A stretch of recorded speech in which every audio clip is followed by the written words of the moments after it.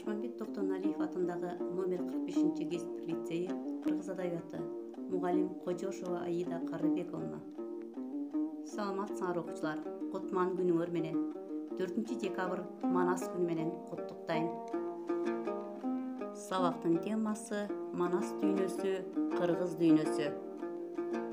Сабактын максаты кыргыз элин сактап, кылымдын кыйрына, урпактын учуна жеткирген улуу мурасыбыз Манас эпосу тууралуу маалымат аласыңар.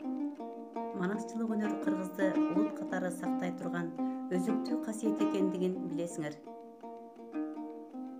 Сөз өнөрүн баалай билүүгө, адеп ахлакка, улуттук дөөлөттөрдү аң сезимдерге сиңирип, элдик каада салттарды сактоого, эли жериңерди сүйүүгө тарбияланасыңар. Манас эпосу зор көлөм үчүн Гиннестин рекорддор китебине киргизилген. Манас эпосунун көлөмү 500.553 саптан турат. Манас көп варианттуу эпос. Манас кыргыз рухунун туучокусу Чыңгыз Айтматов. Кыргыз эли илгертеден эле сөзгө өзгөчө көңүл буруп, сөздү баалап, сөз урматына жеткен эл болгон. Адамзаттын тарыхында дүйнөнү дүңгүрөткөн, атагы далайга эмек кеткен нечендеген улуу элдер жана мамлекеттер орду түбү менен из калбай жок болушкан. Алардын катарында өз ордун ээлеп келген, алар менен ырыскылаш, замандаш болуп келген кыргыз эли бүгүн да учунулап, дүйнөдө өз орду бар, эгемен мамлекет болуп жоголбой келүүдө. Кыргызды эмне сактап келди деген суроо туулат. Илгери бир акылмандан бирөө сураптыр. Бул дүйнөдө эмне өлбөйт деп. Ошондо ал жооп бериптир. Бул дүйнөдө акылдуунун сөзү өлбөйт деп. Эмне үчүн кыргыздар сөздү баалаган? Сөздө эмне сыр бар? Эмне үчүн сөзүң өлгүчө өзүң деп айтышкан? Сөздүн касиети, кудурети эмнеде? Кыргыздын сөзгө, сөз өнөрүнө өзгөчө көңүл бурганынын далили дүйнөдө көлөмү жана көркөмдүүлүгү боюнча теңдессиз деп таанылган Манас эпосунун жараткандыгы. Манас эпосу ириде баатырдык эпос катары эсептелери жалпыга маалым. Ошондуктан анда кызыл кыргын, кара сүргүн, салгылаш, согуш темасы негизги орундардын бирин ээлери табыйыш. Бирок ошентсе да, эпосто ачкыйкырык, куу сүрөңгө тунган ошо аламат ичинен мына ушунун баарысы тек болбогон бир жан далбас экенин, чексиз аалам астында жеңишин да, жеңилишин да экөө бирдей опасыз курдалбас экенин ачык түшүнүп, сай сүйөктү сыздаткан муңзар булат. Ушунча касиетти камтыган Манас дастанынын айтылышы да өзгөчө. 500.000 сапты ыр түрүндө эс тутумга жаттап айтуу мүмкүн да эмес. Манас айтуу бир гана кыргызга, кыргыз канына таандык өнөр. Аян көрүп, 1000 жылдык тарыхка сереп салып, өткөн доорго барып келип, көргөнүн көргөндөй, сезгенин сезгендей төгүп айтып Манас жол кылат. Дагы бир өзгөчөлүгү Манас айтуу өнөрү адамзаттык маданий мурас катары ЮНЕСКО тарабынан 2003 жылы тастыкталып таанылган. Ушундай наамга татыган 28 эле өнөр бүт дүйнө элинен илгелип тастыкталып тандалган. Дүйнө элинин кенчи, адамзаттын маданий мурасы болгон кыргыздын Манас айтуу өнөрү эмнеси менен өзгөчө баалуу деген суроо туулат. Манаста кыргыздын бүтүндөй жашоо турмушу, дүйнө таанымы, каада салты, маданияты, дили бүт баарысы камтылып, элдин жан дүйнөсү менен биширилишкен. Манас бул кыргыздын жетишкендиктери жана жоготуулары, турмуштук сабак жана жашоонун билими, кылымдардын тажрыйбасы жана даанышмандык. Манасты таңсолуу бул артка чегинүү же замандан артка калуу эмес. Манасчылар жөнүндө да айтпай кетсек болбос. Мисалы, кече жакын эле өтүп кеткен жана бүгүнкү манасчыларды да атап өтөлү.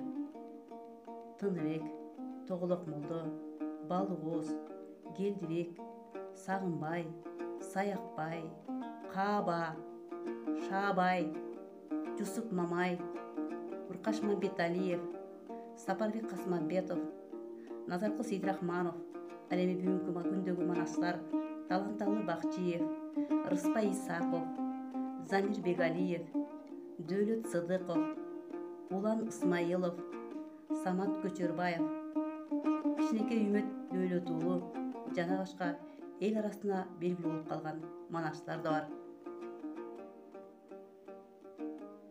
Манас тарых, Манас элдин майрамы, Манас бакыт, Манас калктын сайраны, төгөрөктүн төрт бурчуна агызам, төрт мезгилде ташып турган дайраны деп кезинде акын Турар Кожомбердиев да ыр саптарында калтырган. 2013 жылдын 4 декабрында Манас эпосу ЮНЕСКОнун адамзат маданиятынын материалдык эмес маданий мурастар тизмесине кирген. Ошол жылдан бери 4 декабрь Кыргызстанда Манас күнү деп белгиленип келүүдө. 4 декабрь Манас күнү утурлай азыркы алп манасчы Дөөлөт Сыдыков жөнүндө да кайрыла кетпесек болбос. Айдап алганда, жылдырып жолго салганда, каңгайдын бери билинен, шыта кечүү, таш кечүү, ала кең көргөн жеринен, өтө берген кезинде, түзөңчөнүн белине, так ошондо жанагы бозоргон талла жигине, бери жагы көк белдин, ары жагын сураса, жылгунду камыш белине, жылкынын айдап алыптыр, эр читкенин эр сыргак, элин алман көк ашка, эми жолго салыптыр, адамдан сұрттан туғандар, кыргыздын кунун куугандар, арстандан бөкө туғандар, так ошондо каңгайга намысты бекем туғандар, ошо кезде жанагы атарытып жел чарып, адырма кыйын белдашып, каңгайдан кыйын белдашып, кыргайың төрүн ашканда, адедирбей Кытайдын эрендери демин басканда, ошо кезде береги эренин алман көк ашка, саралаң узун бур деле, эр сырга камымындай кебин айтып тур деле. Илгертеден эле улуу манасчылар атактуу Сагынбай Орозбаков, Саякбай Каралаев баштаган алп манасчыларыбыз Манасты күнү-түнү айтып келишкен. Айрым учурда Манасты күздө айтып баштаса, кышта айтып бүткөн деген да маалыматтар кездешет. Азыркы учурга келсек, 2009 жылы Соңкөлдө манасчылар 40 күн бою Манас айтышкан. Улуу манасчылардын маарекелери болгон учурларда 3 күндөн 5 күндөн улуу дастан тынымсыз айтылып келген. Азыркы алп манасчы Дөөлөт Сыдыков да 2015 жылы Супара этно борборунда 7 күндүк манас айтууга 12 сааттан ашык тынбай манас айткан. Демек, Дөөлөттө буга чейин тажрыйба болгон. Манас эпосун болушунча узак айтып, аны дүйнөлүк рекорддордун Гиннес китебине каттатуу идеясы да Дөөлөт Сыдыковго таандык. Ушул идеяны ишке ашыруу дал ушул учурга келгени да кызык. Сыртынан Гиннес китебине каттатуу деген себеп менен, негизги максаты Манастын арты менен элибизди биримдикке чакыруу, борбордук аянтты тазалап, байыркы тарыхыбызды азыркы муунга таанытуу иш-чарасы болду. Манас айтууну Гиннес китебине каттатууну, буга чейин 1,5 тонна беш бармакты Гиннес китебине каттатууну уюштурган, башка улуттук долбоорлорду ишке ашырып жүргөн белгилүү журналист, блогер Элнура Кулуева колго алган. Ал эми каржылык жактан ишкер Азат Исакунов колдоду. 2020 жылдын 12 ноябрында маданият адамдары, жаштар, кыргызды сүйгөн инсандардын сүрөөсү менен шуңкардай сабалап, жамгырдай төгүлүп Дөөлөт Манас айтты.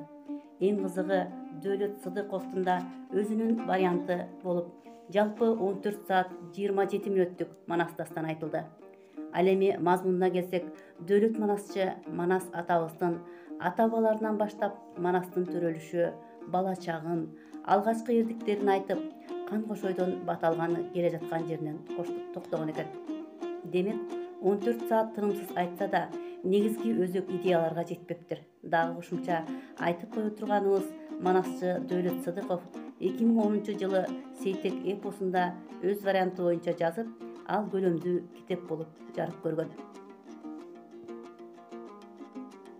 Кыргыздын сөзүндөрүнүн туучокусу болгон Манас элибизге ар качан дем берип келген, кайраттантып, кубаттап, Кыргызды 1000 жылдар бою сактап келди. Манас барда кыргыз эли бар десек де болот.